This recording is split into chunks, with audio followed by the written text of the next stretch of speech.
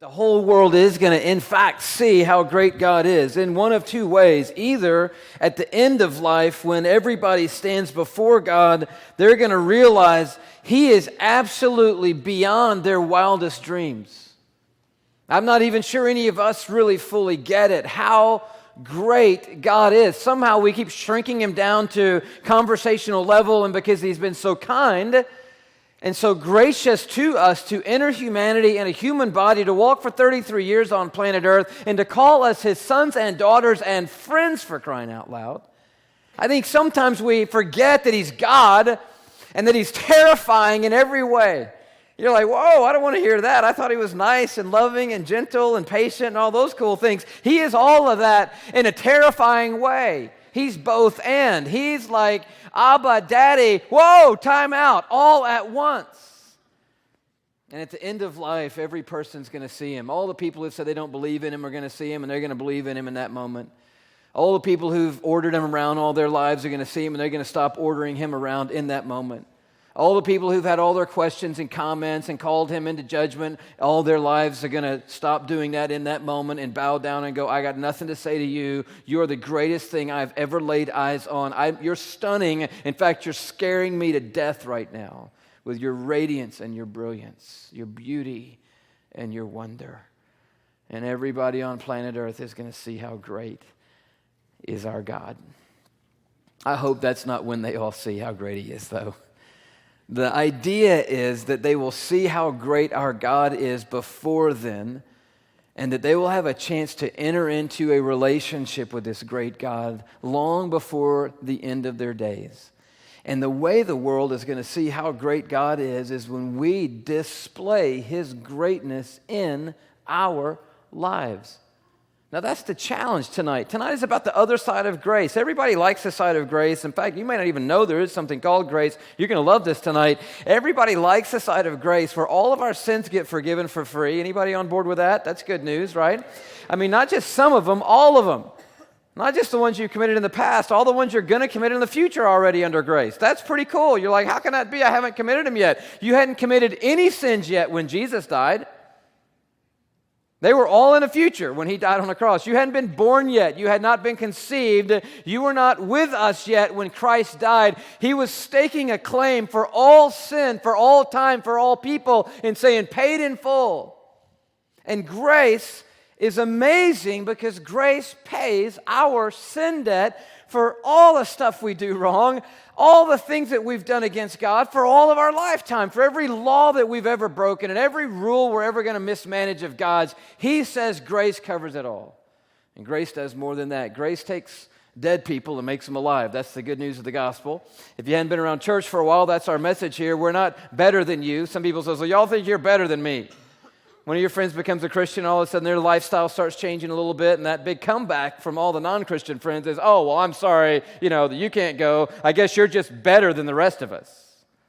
You ever heard that one? Hopefully you have. What does that mean? It just means, one, that they feel conviction. That's all that means. I mean, that's one of those comebacks like whatever, which isn't a comeback at all, but it's kind of just, means I don't have anything else to say, so whatever, I'm done. Maybe you're right, I don't know, but I'm done, whatever. That's what that, do you think you're better than us means. It really says, you know what, I've had that same conviction, but I'm rolling on with my sinful desires right now and what the flesh wants to do, and I'm rolling right past that conviction in my heart that said maybe there is a different way to walk here, but you chose to do it, so the only way I can kind of feel better about the fact that I'm going to do it is to sort of cast judgment on you. Maybe you just think you're better than the rest of us. And the comeback to that is, dude, we're not better than anybody. Christians aren't better. Christians are alive. The gospel is not about taking bad people, making them good. It's about taking dead people, making them alive. That's grace. It makes people alive. And when you're alive, you're alive. Can you lose your salvation? Not if you're alive, you can't. Not if you've been born as a son of God, a child of God. You're in the family of God. He says, I'm your father. You're my son. Now, you might be not the best son on the planet, and I might have to discipline you like every other day, but you're a son of God. You're in grace. And grace has allowed us to call Jesus our best friend and to have a face-to-face relationship with Him, a communion with Him that's tighter than anything we could ever imagine. Intimacy with the Son of God, all by grace. But somehow, if we're not careful, we could potentially camp out so heavy duty in grace that we could forget who this guy is that came in human form. We could forget who the Son of God really is, and we can live over here, and I love Jesus, and here I am to worship, and I just love you, God, and I'm a Christian, and I have a relationship with Christ, and I know Jesus, and isn't that fantastic? Jesus and I have become friends, and we could completely forget the fact that Jesus Christ is God. He's not a man anymore. He was in human flesh for a little while so that he could tell us how great God is and then pay the price that people like us could get there. But he is not a human body anymore. He is not God-man anymore. He's just full-on Jesus right now. And he too is terrifying. And if he walked into the building, there wouldn't be a lot of people giving him high fives. It would be like on the floor, everywhere, in the building, face down, boom, that fast. Jesus Christ is here. And you'd be like, no, I know him. We're close, man. I mean, I'd be like, hey, Jesus, man, right on. Good to see you. I'm glad you came tonight. What's up? He said, not you for very long. And you'd be like, wait a minute. What about grace? What about love? What about the hug? What about intimacy? What about, the tight fellowship that we have with him? We're joint heirs with Jesus, right? Yeah. I'll tell you, well, what about it? It gets people like you and me real close to somebody as terrifyingly holy as him.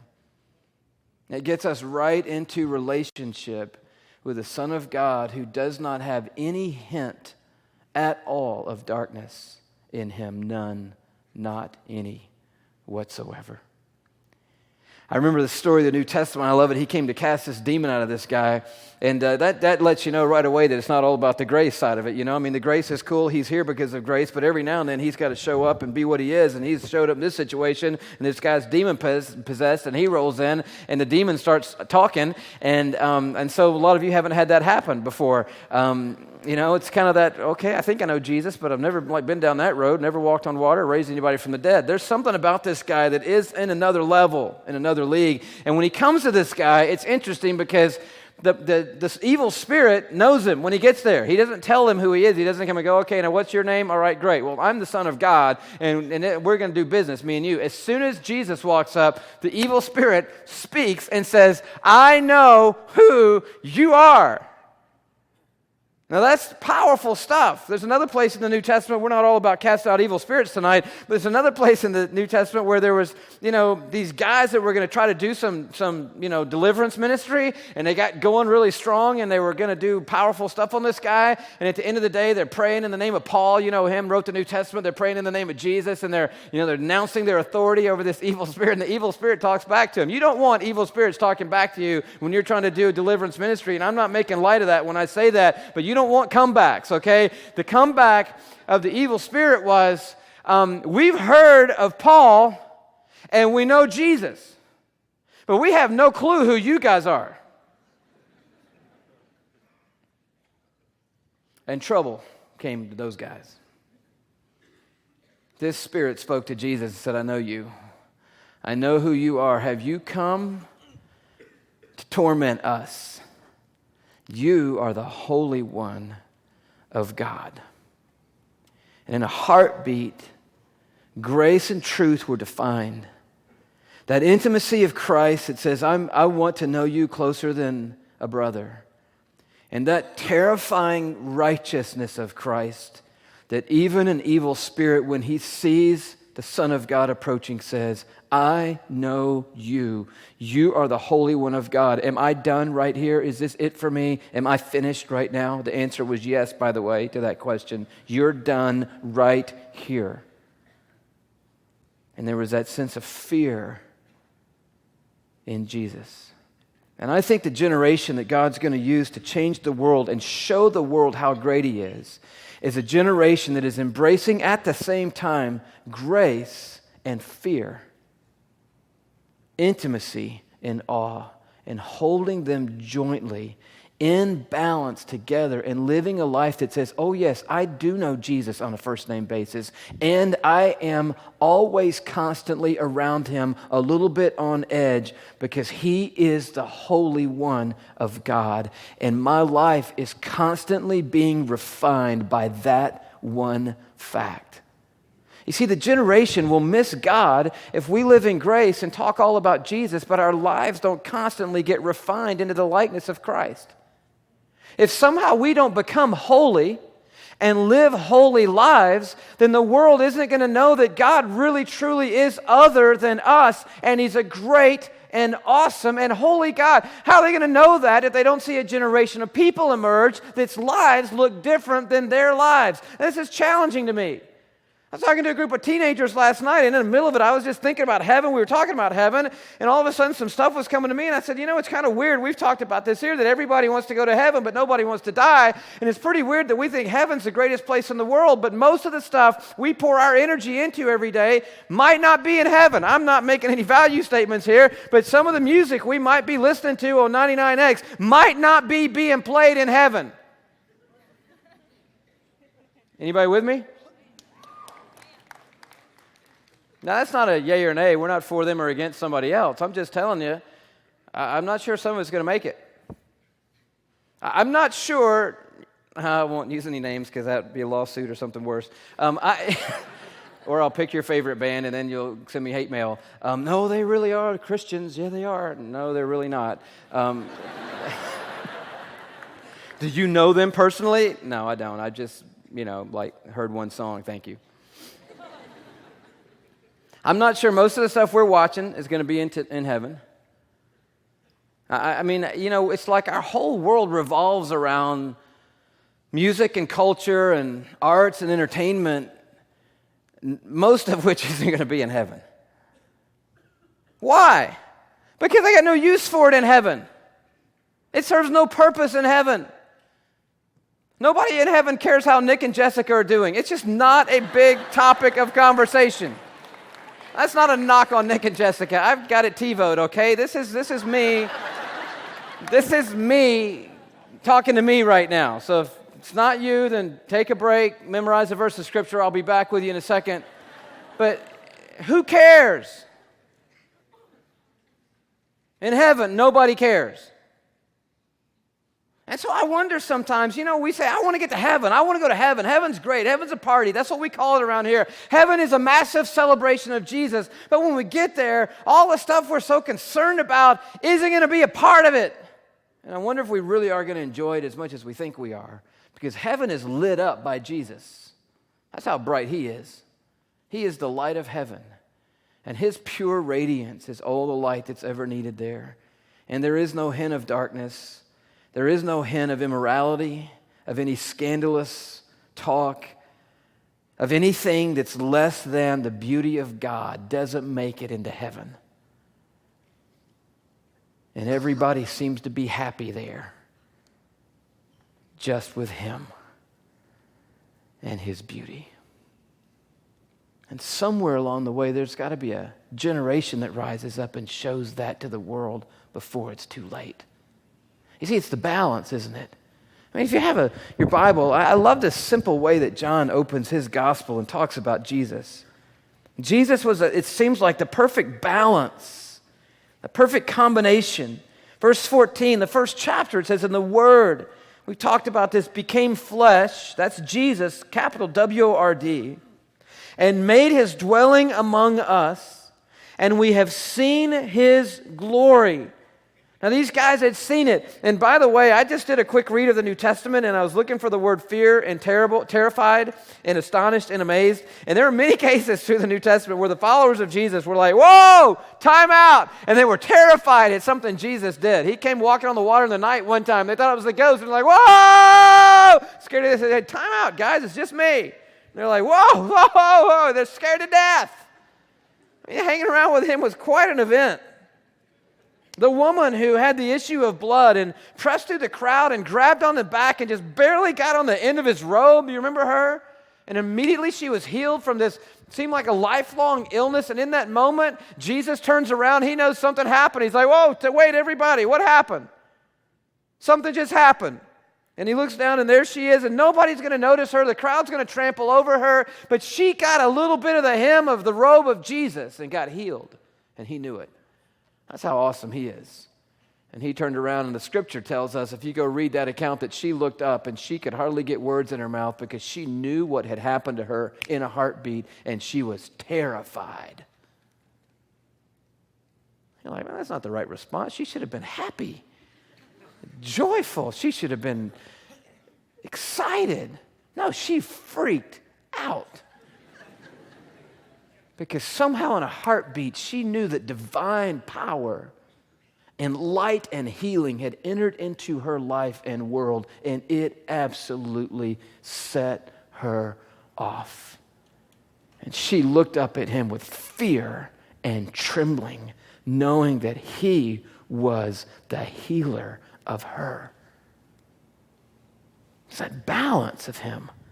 I mean, times people are hanging around sinners, bad people, inviting him to dinner and sitting around having, grapes and figs and dates together, and everybody just seems to be talking and chatting, and the next minute he's turning something upside down and everybody's freaking out again. It's that balance of grace. Yeah, I'm here, I'm graceful. The next minute I'm mad about the fact that they've turned the house of prayer into a place where people are just changing money on the sacrifices of the poor, and he just goes in and turns the whole thing upside down. It's that balance. Here's what he said, and the Word became flesh and made his dwelling among us, and we have seen his glory, the glory of the one and only, who came from the Father. And here's how he came. He came full. That's how he came. I love that. Full of what? Full of grace. So if you're in the grace camp, praise God for the grace of God. If you've been into the grace for a while and you finally are getting the grace, and it's not about life, about you working your way through life or earning something from God or trying to conjure up enough power, but it's God doing it all in you for free by the power of God. Wonderful. He's full of grace. That's good news. And, huge conjunction here, he's full of grace and what? And truth. So if I want to embrace Jesus and call myself a Christian, call myself a follower of Jesus, I better get grace. You cannot be out here being legalistic, doing with the law, trying to measure up to God in your own strength. Don't call yourself a Christian if you do that, because he came full of grace. He is doing the work, doing the saving, doing the freeing. He's the one doing the healing and doing the changing. God is. And he's doing it all for free through Christ. But if you want to call yourself a Christian tonight and say that you're a follower of Jesus, you've got to embrace something bigger than grace. You've got to also embrace something called truth. And you've got to start celebrating truth in every single area of your life. And when that happens, it begins to change us into his likeness. There's historically something called the holiness movement.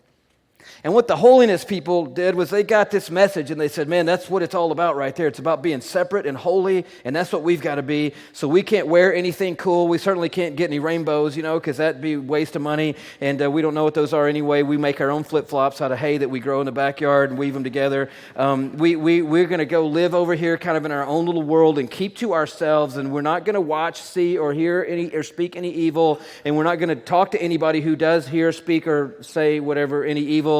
And we're not going to own no monkeys. We're going to do our own little thing over here. We're going to be distinct people, and so people will know us when they see us coming, because we're going to look different and wear our hair differently, and we're going to be in the holiness movement. We're going to just separate completely from the world.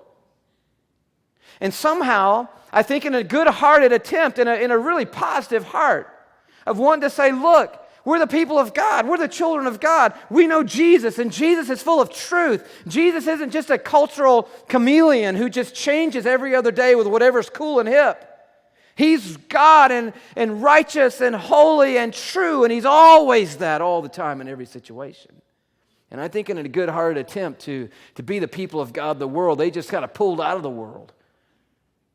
And they just backed all the way up so far that the culture doesn't even seem to know if they're around or who they are, doesn't get them, can't talk to them. There doesn't seem to be any dialogue going on. They walk in, it's like, all I can tell you is verses of Scripture, that's all I know. I can't converse with you about any other thing. I can't relate to you on any other level. I don't know anything about anything. I just know holiness, and I don't know anything else besides that. I haven't been out. I don't get out. I don't look out.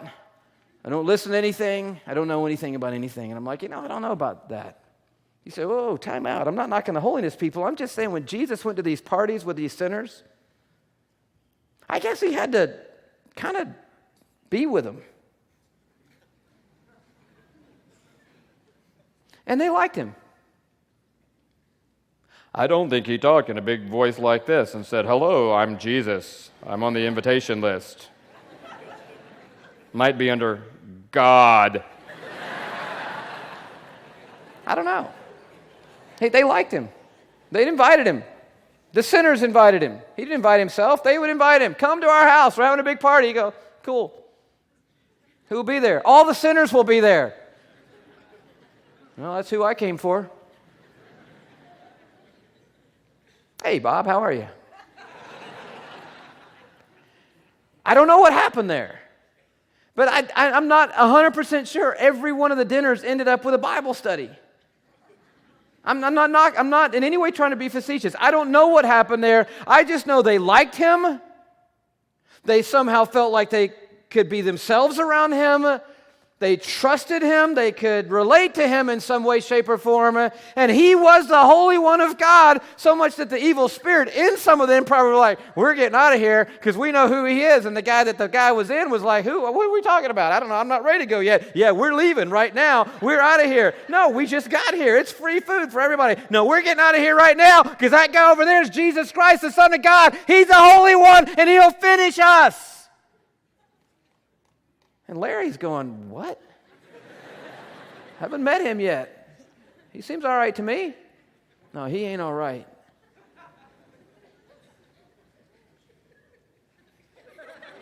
How does that balance happen? I don't know. But he came full of grace and truth. This is me, okay?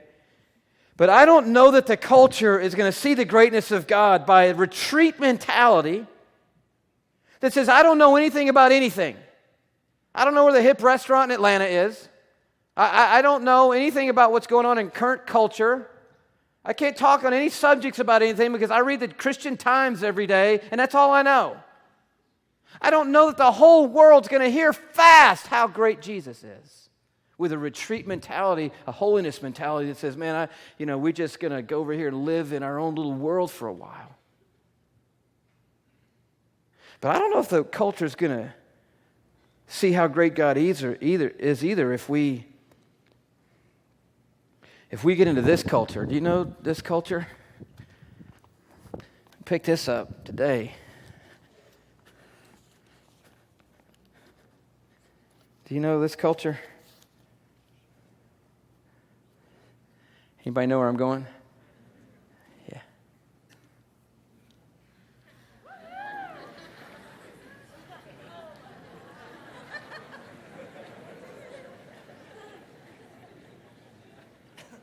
You know what's really interesting about the shirts? You don't get them at the Christian bookstore. Now, some of you know that because that's the only place you shop. I only have 3 more shots, Joel. I'm free to clear to go. I'm happy that you shop there. I shop there. I have stuff for sale there. You can buy my book there. I couldn't be happier. And that's the truth. But they don't sell these there. They sell these at places like where regular people go.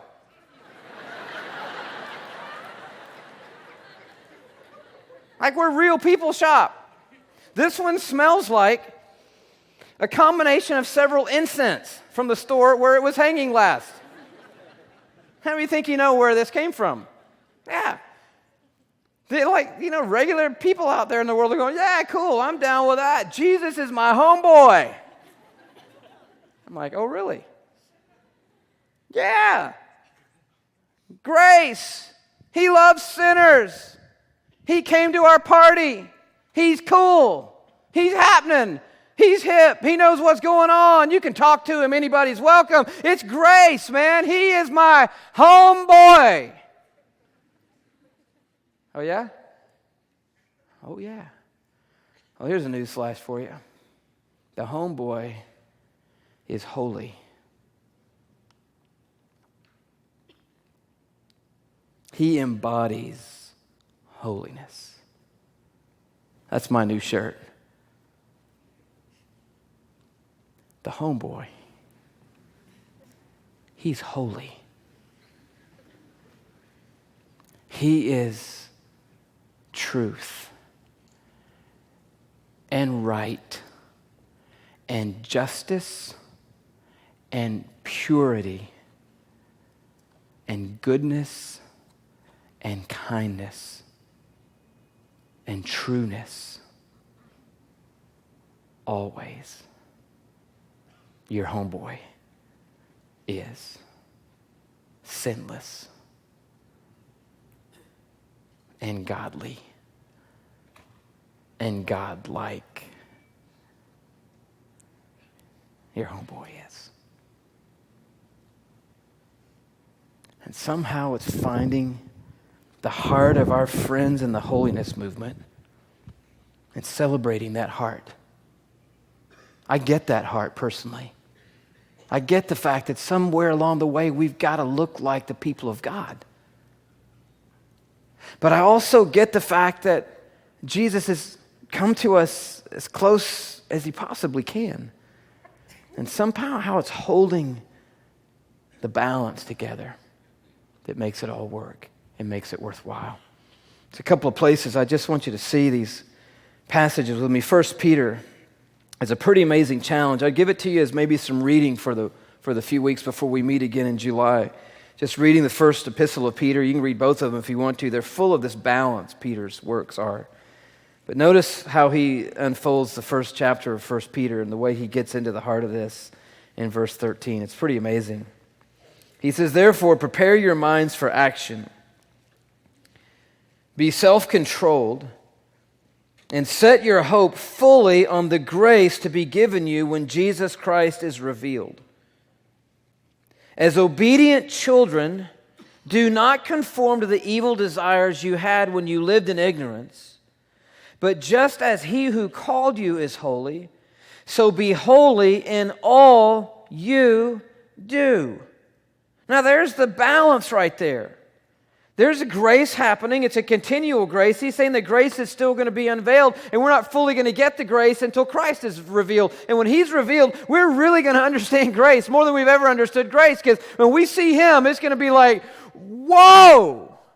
I mean, we've looked at the passage together, but just check it out again with me tonight. Revelation chapter 1, John is on this journey up to heaven in the Lord's day. He's in the Spirit, caught up into heaven. And listen to what he says. Someone tells him, "Write on a scroll what you see." This is verse 11 of the first chapter.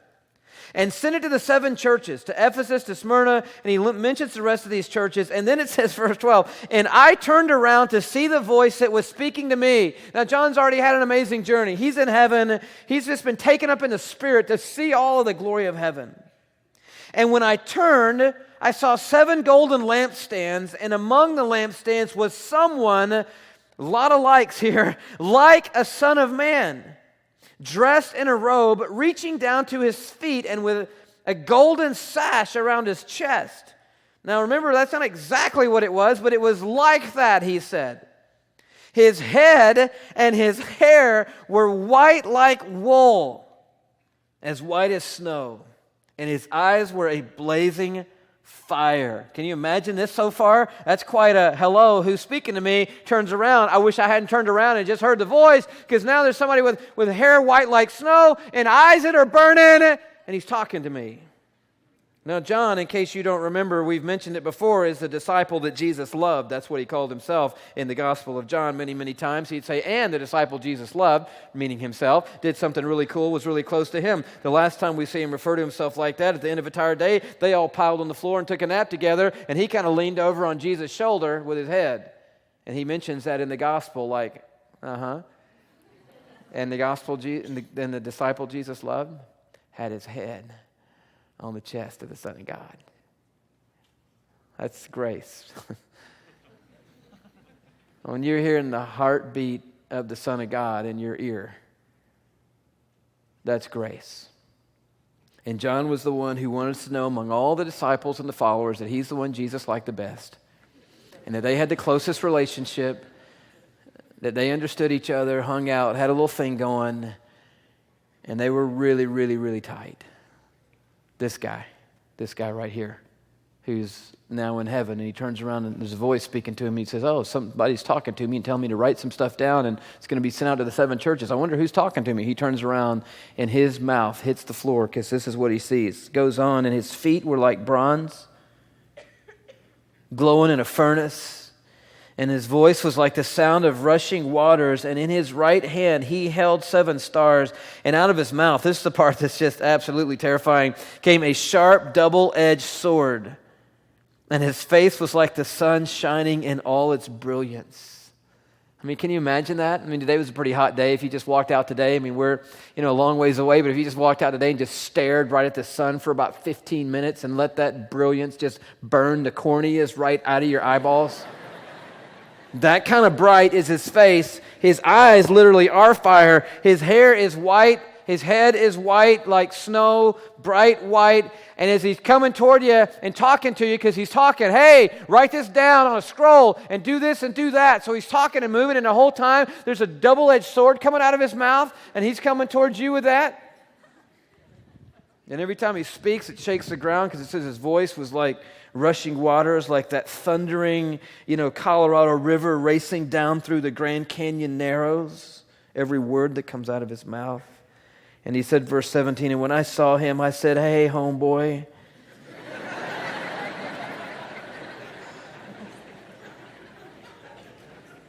What's up? It's me, the one you like the best. You want to do a little soul bump?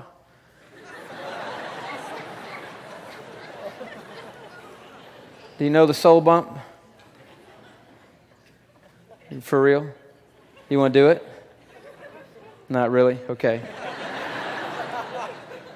No. He said, and when I saw him, I thought I'd sing a worship song. No. When I saw him, I was glad to see him because I had some questions. I'd always determined when I see God, I'm going to ask him how I got stuck out on the Isle of Patmos for preaching the gospel. I'm going to ask God that when I see him. Oh, it's you. Pick me question. No. And when I saw him, the one he loved the most, who had his ear on his heart and got grace and was really close to him, intimacy was something we shared, I fell at his feet as though dead. That's the fear of the Lord. It's not being afraid of God as much as it is just getting God. It's not feeling like God's going to hurt you or harm you in some way, although he did have a double-edged sword coming out of his mouth, and so it would be a good idea to get down on the ground if possible. It's not that God has some sort of a malicious intent toward you, that kind of fear. It's just getting God. It's just understanding who he is and what his nature is like. It's such a shift of everything we think about and everything we know.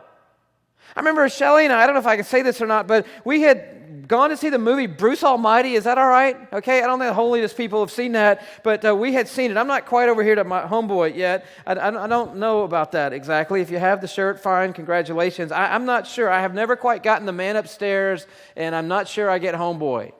I don't call anybody my homeboy, so that's not going to work. I'm certainly not going to call Jesus that because I'm not even calling any of you that. I don't have homeboys. I'm living Alpharetta, so I don't know how that works anyway, but I don't think I'm there. But we saw Bruce Almighty. I thought it had a good point. Morgan Freeman was God. He was in a white suit. Didn't quite have the same effect as this, but it was cool. He was nice and clean, and everything was shiny and bright. It was him, wasn't it? Did anybody see it? Bruce Almighty? Look at all of you. A bunch of pagans.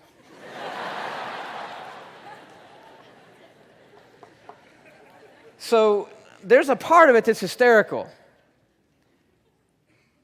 And he's doing a newscast. I mean, the guy, he wants to get his job. He's God by now, and Jim Carrey is. Scary thought. And the guy that's taking his job is on air, and he's doing his voice for him. I fell on the floor laughing in the theater. It's only a couple of moments in life that you just fall on the floor, and you're like, please stop, because I'm going to blow up inside. It's just killing me. So we bought the DVD. Now, some of you are like, oh, okay, that's where I'm crossing you off, dude. We own it. Shelley's parents came to visit, and we thought we'd watch a movie. Her parents don't see movies. Occasionally they do, but not. I think they saw Chariots of Fire, and that was maybe something since then. So we said, hey, it's rated PG-13, and we're all over 13, so let's watch Bruce Almighty. Have you ever done this before? That you went to see a movie that you thought was pretty funny, and then you thought you'd have your parents watch it? And then when they started watching it, you went, oh my gosh. So there's sitting Mrs. Graves, my mother-in-law. Are you just dialing through some of Bruce Almighty now? And I'm like,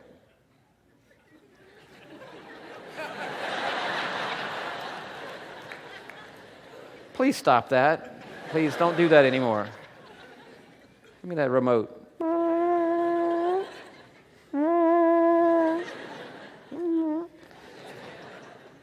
I'm sitting there thinking, I'm a preacher of the gospel. And I'm thinking they must be sitting there going, what is wrong with y'all? It just somehow got clear.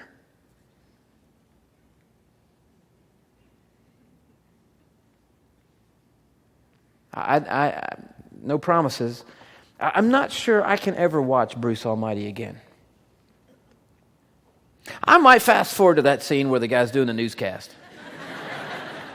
But I don't think I could watch the movie again, because there are scenes in it that when they get to those scenes, I'll go, I don't know why I didn't feel this way the first time. Or maybe I kind of did, but I was still laughing too hard from the other part that I didn't really get that's really immoral. That's really not helpful. It's really not a reflection of anything that I want to aim my life towards or be about. I don't think if my homeboy were with me tonight that we'd be watching Bruce Almighty. You're like, oh my gosh, please don't go here. I've got 500 DVDs at home. I'm just telling you that when Jesus gets in view, things change. And I fell at his feet, though dead. That's the fear of God. It's getting who Jesus is. It's combining truth and grace together. It's the holiness people and the grace people meeting and having a party together. It's saying, I want to be in the world, but I don't want to be of the world. I want to be able to talk to people who are lost and understand what's going on in culture. It is not wrong to wear something that's up to date in modern clothing-wise. There's nothing in the Bible that says you can't do that. And there's nothing in the Bible that says you can't go to the coolest, hippest, happening, most, hard to get into restaurant in Atlanta and sit around with friends and enjoy a good meal. There's nothing that says you can't know what's happening in music, that you can't enjoy music as long as it's not anti the message of God. There's nothing in the world that says you can't go take in a baseball game or a ballet or a symphony. I want to be in the world. That's what the Scripture says. But I don't want to be of the world, which means slowly but surely the water started rising, and I got a stain on my pants at the bottom where the water creeped up on my legs. And I got marked by a world that is not mine. And when that happened, it blurred for the world the message that I've been entrusted to carry about who God is. I don't think the world wants to know that God is somebody over here that you can't deal with and relate to. I think they want to know He is full of grace and that they can approach Him at any time as long as they understand that there's something called grace that they got to come through, and His name is Jesus. But I think the world also wants to know that it makes a difference. That He's different than us and other than us. He was scared to death. Fear. But then he, Jesus, placed his right hand on me. That's grace. That's the one with the fire eyes, putting his hand on you. And you're like, please don't do that. Please don't come any closer to me. Please don't touch me. Please back up from me. And he's like, no. And he's just coming down, has to turn his head so the sword goes over that way. I'm not making fun when I say that. Some people say I'm not making fun. I'm just telling you what happened. He had a sword coming out of his mouth. And he reaches down and he puts his hand on the disciple he loved. He did love him. He knew him. They had hung out together. They'd eaten meals together. They'd walked and talked together and shared, refreshments in the afternoon in the oasis. They'd hung around together. They'd shared a good set of dates together, the kind you eat. They'd been hanging around together. These guys knew life together. And he put his hand on him and he said these words to him, amazing words, "Do not be afraid." To which there is no reply, but if there was a reply, it would be not looking up, but down into the dust of the ground, or maybe a note that's scribbled and then sent over, read this, saying, you have a sword coming out of your mouth, and your eyes are on fire, and your voice is scaring me really bad. I am afraid. And I'm not coming up.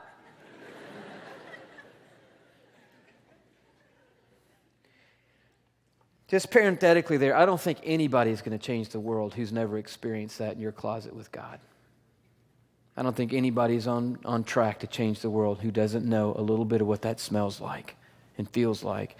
To be with God, and it's not all homeboy, homeboy, homeboy. At some point it turns holy, holy, holy, and you don't want to move because you are scared to death.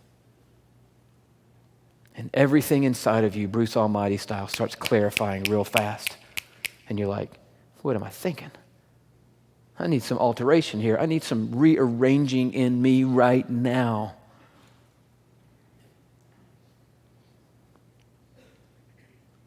He said, don't be afraid. I'm the first and the last.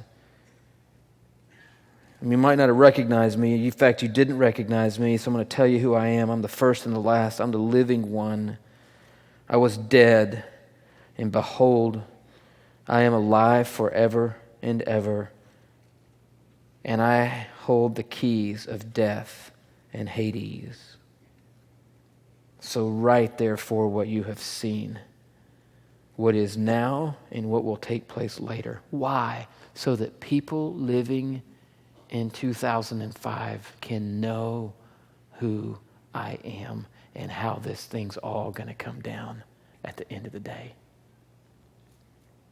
And in that moment, they're not all rolling in with their Jesus is my homeboy t-shirts and lifestyles. I made it, heaven. And he's like, yeah, congratulations. You might get ready to get down on the ground right now because you're about to see how righteous God is and how true he is. And it's possible that in one heartbeat, your whole life is going to evaporate before your eyes.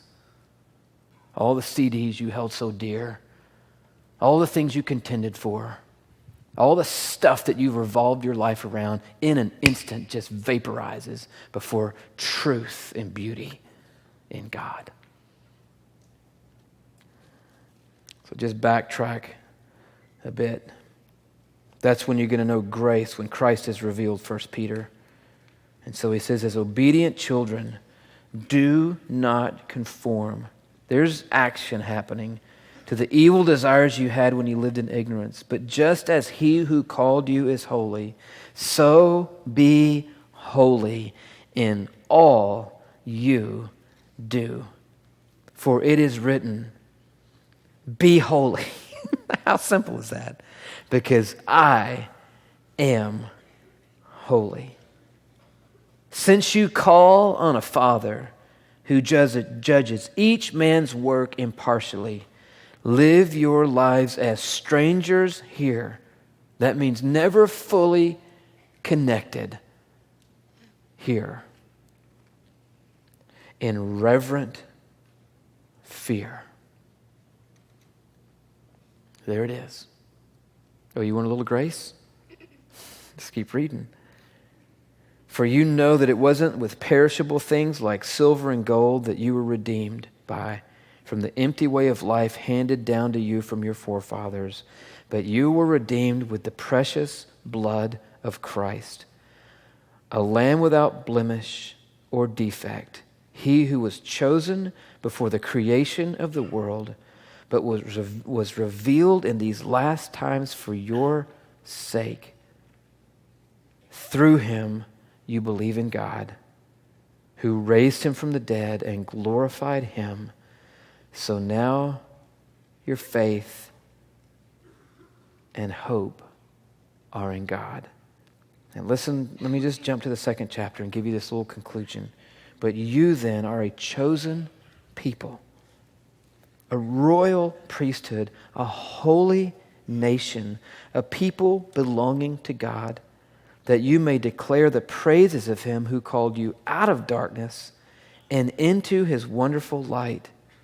So, dear friends, I urge you, as aliens and strangers in the world, to abstain from sinful desires which war against your soul, and live such good lives among the pagans, that though they accuse you of doing wrong, they may see your good deeds and glorify God on the day that he visits us.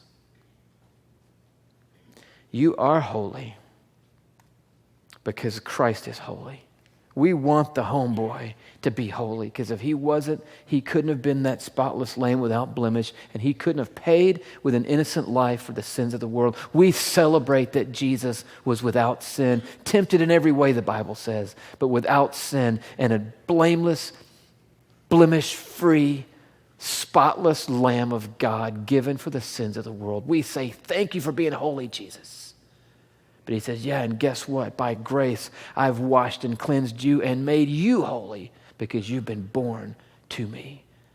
Live holy, which means show the world me as you live. It just means taking an inventory tonight of our relationships, of our thoughts, of the stuff we watch, of the stuff that we let penetrate our hearing and into our soul, of the values we've adopted, about the things that we celebrate and tolerate, and asking all over again, is this the reflection of the Holy One of God and of me who has become holy in him? And is this the way I'm going to show the world that there's someone called Jesus who's right and true? Man, the world needs this middle ground. This world needs these I'm in your world people, but I'm not of your world people. I'm right smack in the middle of your culture, but I am not breathing your culture. I am breathing Jesus Christ. He is my homeboy, and the homeboy is holy. And you start to see that in me. I'm not better than you. I'm just walking with Jesus. And he is not like this world. That's the other side of grace. If you don't know Christ tonight, man, I would invite you to the cross. That's where sin is forgiven and where life begins. That's grace. But for all of us tonight, newcomers to Christ and those of us who know him, I invite you to the other side of grace, which is the fear of God, and which maybe is a bending of your heart tonight before the holiness of God and saying, I need some adjustment in me so that I can show the world you.